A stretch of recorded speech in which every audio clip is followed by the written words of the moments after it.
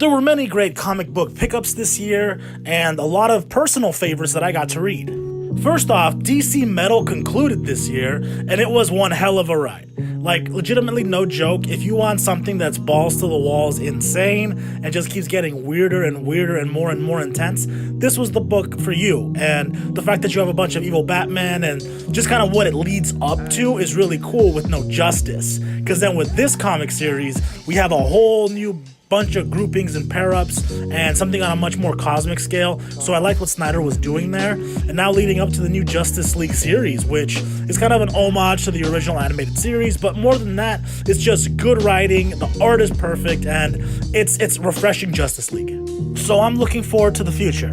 This year we also got a bunch of great X-Men stories, not just the resurrection of Jean Grey or even the resurrection of Wolverine. They love bringing these characters back, but through Extermination, through The Exterminated, through the new Uncanny, it's really leading up to something, and finally, my boy Cyclops is coming back.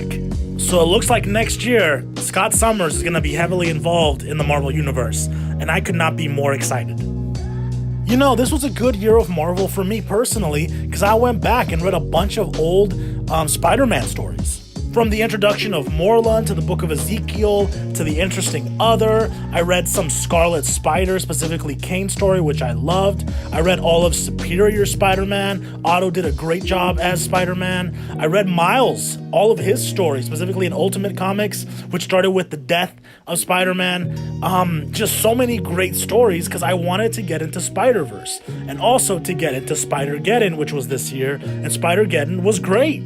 All the background that I read to get into Spider-Verse really paid off because it was funny, it was exciting, there were so many different types of Spider-Man that it was just refreshing, and this is by far one of my favorite stories. It was fun and it was wacky and it didn't have to be anything too crazy, and that's what it was. It was crazy, but it was also fun. And the fact that it went into Spider-Geddon, also a really good comic this year, which all ties together very nicely because of the Into the Spider-Verse movie, which you need to watch because it's really good.